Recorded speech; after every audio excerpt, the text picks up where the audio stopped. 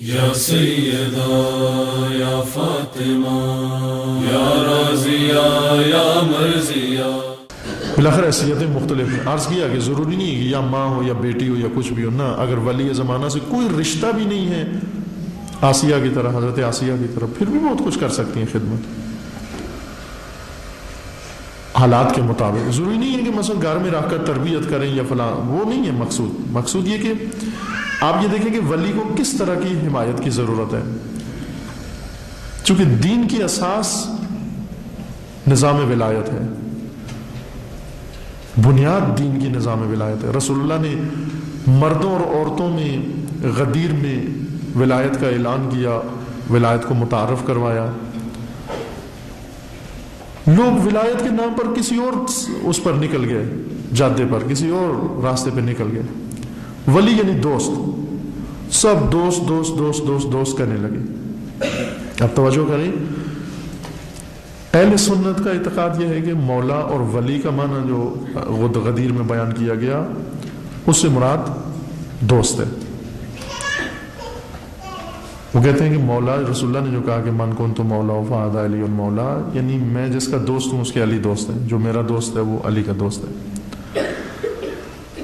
انہوں نے یہ معنی کیا اور ہم نے ان پر اعتراض کیا کہ یہ غلط ہے، یہ تفسیر، یہ تعبیر، یہ توجیہ مولا کی ولی کی یہ درست نہیں ہے، علمی لحاظ سے درست نہیں ہے.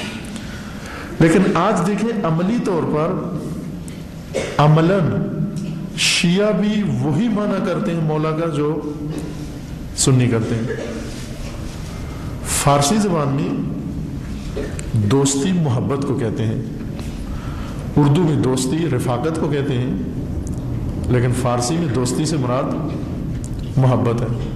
مثلا اگر کسی کو کوئی چیز پسند ہے تو فارسی زبان میں کہتے ہیں کہ من مثلا دوست دارم.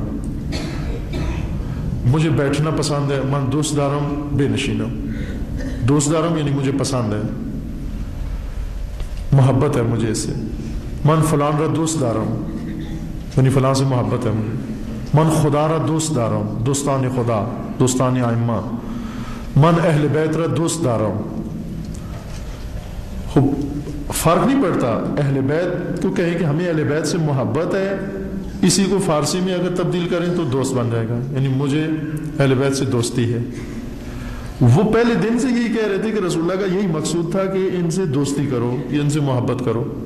مولا کا معنی یعنی دوستی. اور آج عملاً ہم محبت پہ آ کر رک گئے ہیں، سوئی ہماری رک گئی ہے، دوستی پہ آ کر رک گئی ہے. جبکہ رسول اللہ نے دوست نہیں متعارف کروایا تھا، ولی سرپرست متعارف کروایا تھا، حاکم متعارف کروایا تھا، ایک نظام دیا پوری امت کو. یہاں پر عورتوں اور مردوں کے شعور کا امتحان تھا کہ جب ایک غدیر کے اندر ولایت کا اعلان ہوتا ہے اور ولایت کو متعارف کروایا جاتا ہے، بڑے بڑے علماء وہاں موجود تھے، صحابی، حافظ قرآن، مفسر قرآن، حافظ حدیث، بہت زبان شناس، لغت شناس، عربی کے بڑے دانا، شاعر، ادیب، سب کے سب بڑے بڑے لوگ موجود تھے. اتفاقاً یہاں ایک بہت عجیب واقعہ بھی رونما ہوتا ہے. حسان ابن ثابت ایک شاعر تھے، اسی جگہ غدیر میں موجود تھے.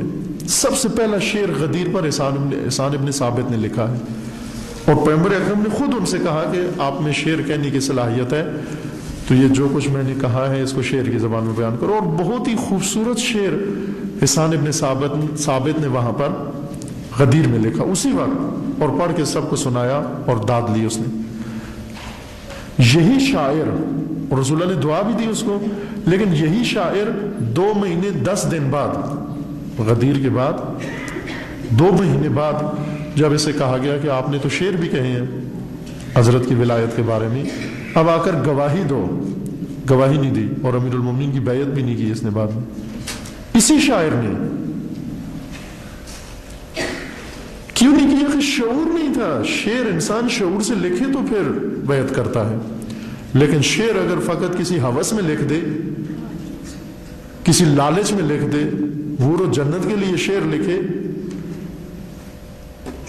پھر جب ولی کی حمایت کا موقع آتا ہے، یہی شاعر جو پہلا شعر لکھتا ہے یہ دور ہو جاتا ہے. بیعت نہیں کی اس نے امیر المومنین علیہ السلام کی، بعد میں بھی 25 سال بعد جب خلافت ملی اصل چلا گیا مدینے سے، سمجھ میں نہیں آئی بات اس کو. یہ عبرت ہے. لیکن یہاں پر آ کر آپ دیکھیں پوری امت، یہ بڑے بڑے علماء، بڑے بڑے فضلاء،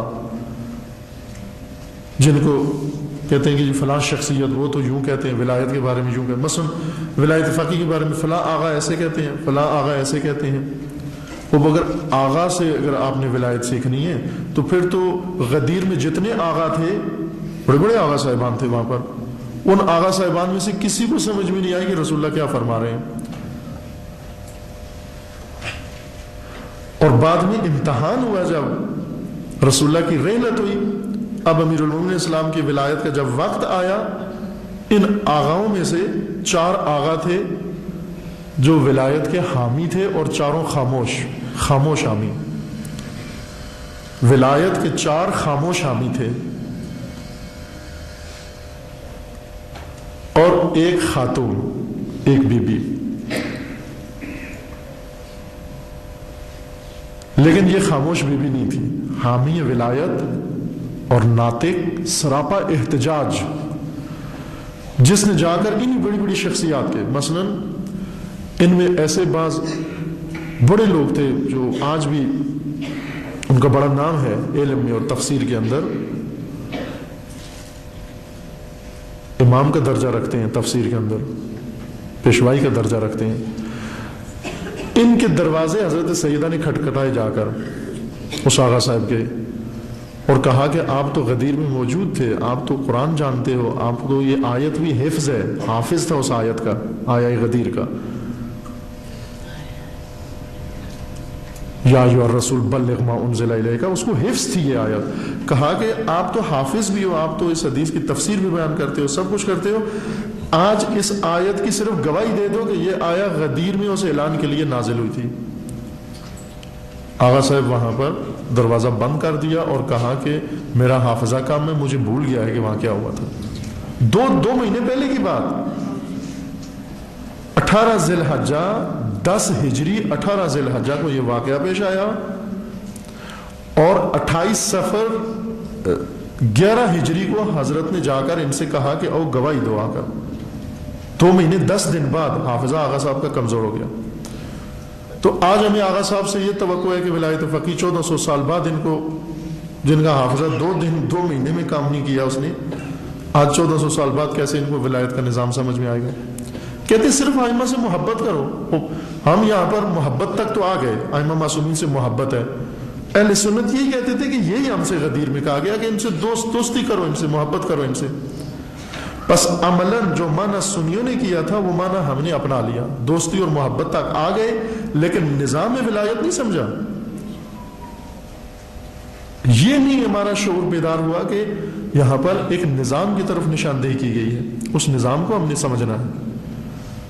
دوستی و محبت کافی نہیں ہے، ولایت ایک نظام ہے، نہ ولایت بے معنی محبت. محبت کا الگ سے مودت کا حکم ہے، لا اسألکم علیہ اجرا الا المودۃ فی القربى، یا حب امیر المومنین یا حب حضرت سیدہ، کہا گیا کہ یہ حب خدا ہے، حب ان سے کرو. لیکن فلسفہ محبت کیا ہے؟ فلسفہ محبت یہ ہے کہ ان اولیاء سے محبت کرو تاکہ اس گوہر ولایت تک پہنچو تم.